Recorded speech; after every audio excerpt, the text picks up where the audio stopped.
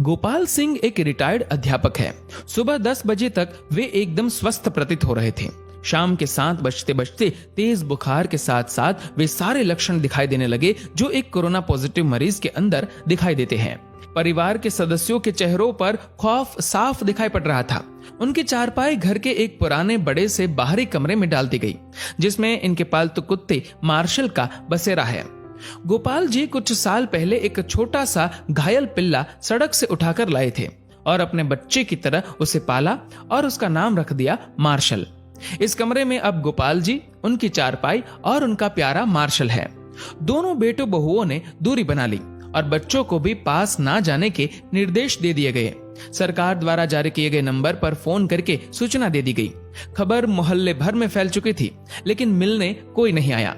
साड़ी के पल्ले से मुंह लपेटे हुए, हाथ में छड़ी लिए पड़ोस की कोई एक बूढ़ी अम्मा आई और गोपाल जी की पत्नी से बोली, अरे कोई इसके पास दूर से खाना ही सरका दो, वे अस्पताल वाले तो इसे भूखा ही ले जाएंगे उठा के। अब प्रश्न ये था कि उनको खाना देने के लिए कौन जाए। बहुओं ने खाना अपनी सास को पकड़ा दिया।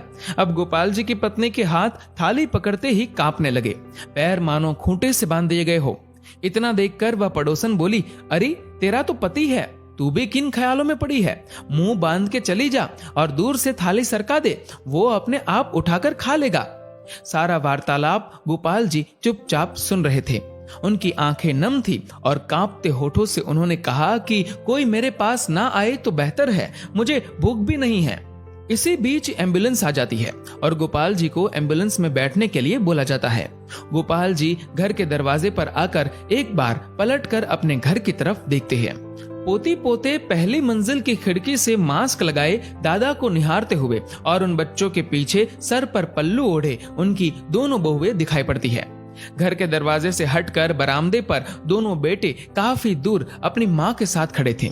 विचारों का तूफान गोपाल जी के अंदर उमड़ रहा था। उनकी पोती ने उनकी तरफ हाथ हिलाते हुए टाटा एवं बाय बाय कहा। एक क्षण को उन्हें लगा कि जैसे जिंदगी ने अलविदा कह दिया हो। गोपाल जी की आंखें लबलबा उठी।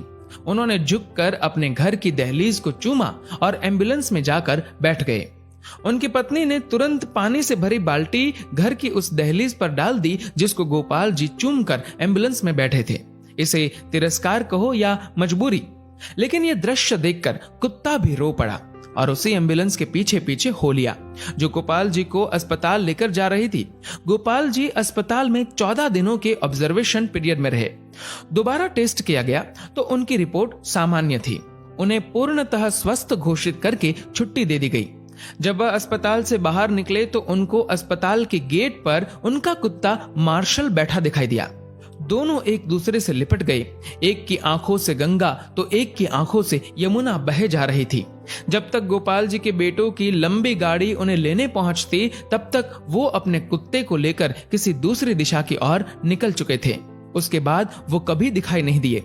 आज उनके फोटो के साथ उनकी गुमशुदगी की खबर छपी है। अखबार में लिखा है कि सूचना देने वाले को 40,000 का इनाम दिया जाएगा। 40,000।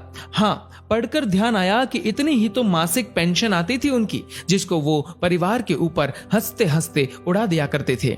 एक बार आप गोपाल जी की जगह पर स्वयं को रखकर देखो। कल्पना करो कि इस कहानी में गोपाल जी का किरदार आप हो। आपका सारा अहंकार और सब मोह माया खत्म हो जाएगी। हे कोरोना, तू पूरी दुनिया में मौत का तांडव कर रहा है, पर सचमुच में तूने जीवन का सार समझा दिया है। तेरे लिए अमीर गरीब, छोटा बड़ा, स्त्री पुरुष, राजा रंक कोई भेदभाव नहीं, सब एक